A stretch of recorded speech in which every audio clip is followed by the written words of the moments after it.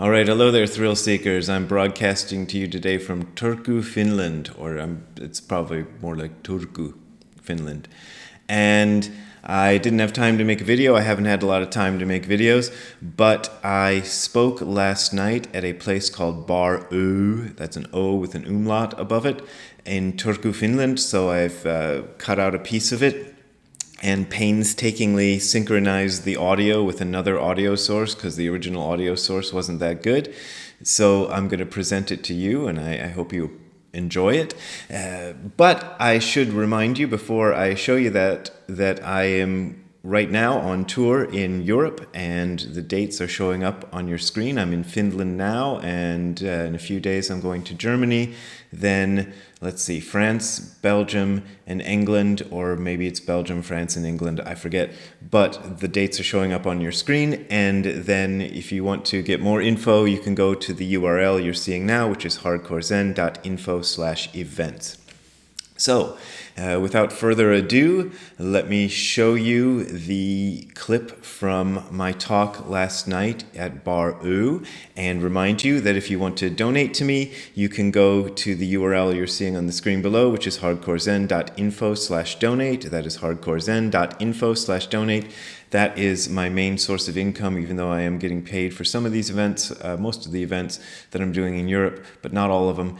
It's still not going to be enough to make a living off of, so I appreciate your support, and thank you very much, but you don't have to donate if you don't want to donate. Okay, that's what I wanted to say, and now let's take it away. Clip from me at Bar Ö last night.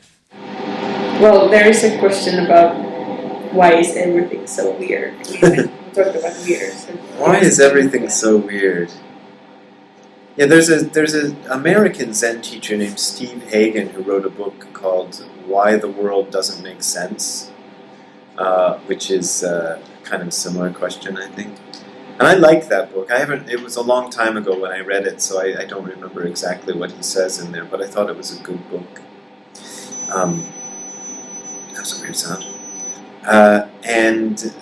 Why is everything so weird? I mean, that was my question about life. You know, the life seems weird to me. It seems strange. You know, why is it here? Why do we do the things we do?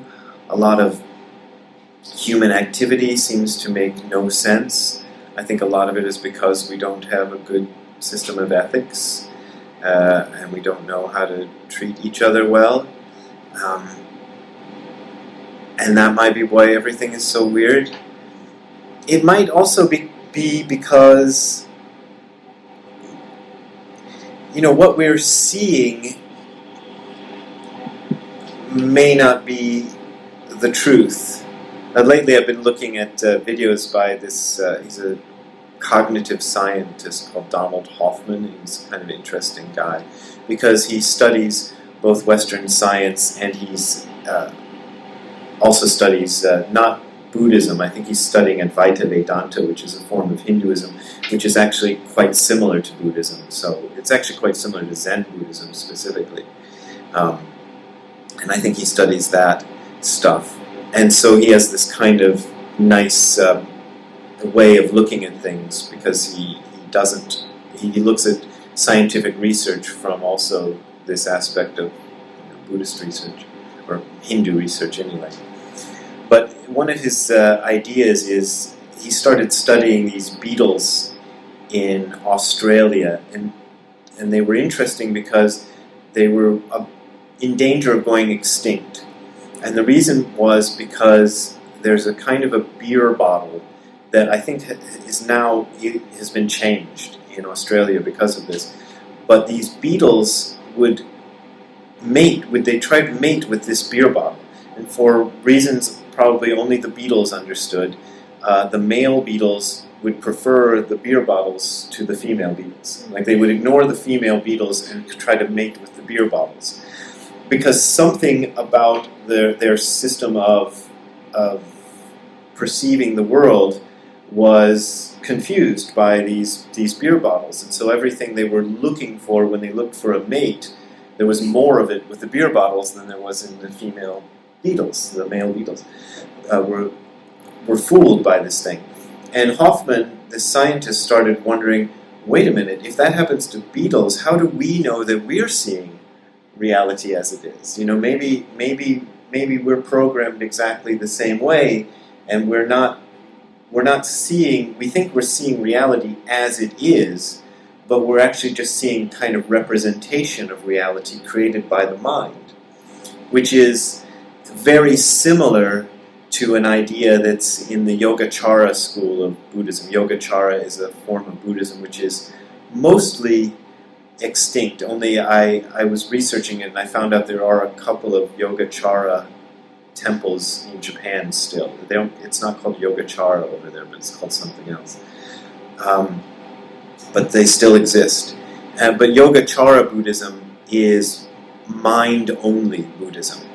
So, mind-only, Dogen also, the Zen guy that I talk about a lot, has some interesting ideas about mind in Buddhism. And he will say things like, mind is fences, walls, tiles, and pebbles.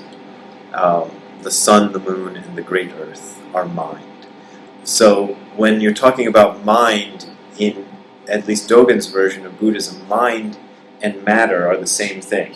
Form and emptiness, back to that, are the same thing. So if mind and matter are the same thing, if what we are as beings who perceive the universe is the same thing as the universe that we perceive, then the reason, to answer your question, why everything is weird is because we must be weird. Why did we create or manifest in this way that we're also unable to understand? And I don't know the answer. When you get to answers like that, of the why sort of questions within Buddhism, usually the answers are, we don't know. And just kind of leave it at that. Which is a very frustrating sort of religion to study, because you're going, what?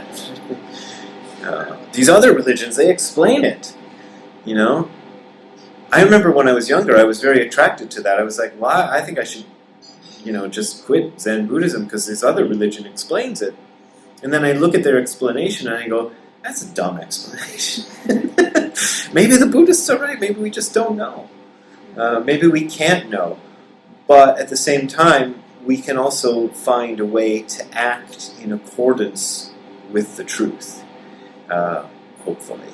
And I think, just to get back to the subject of the book, that's what Buddhist ethics are about, I think, is trying to, without understanding maybe what the whole truth is,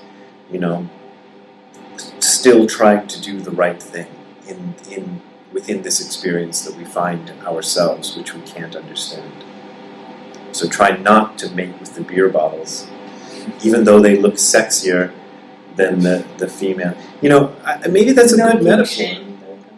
Well, because we're attracted to all these things that we want, and we spend our lives trying to get money and status and a Mercedes-Benz, and for me it's like expensive guitars, things like that we want.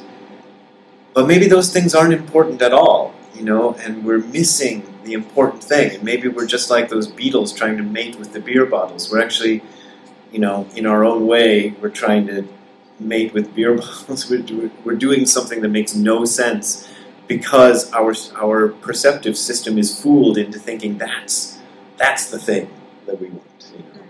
So the person who spends his life trying to get rich and get a Mercedes and a yacht and everything is exactly the same as the beetle who's having sex with the beer bottle, just attracted to the wrong thing because the perception is just off.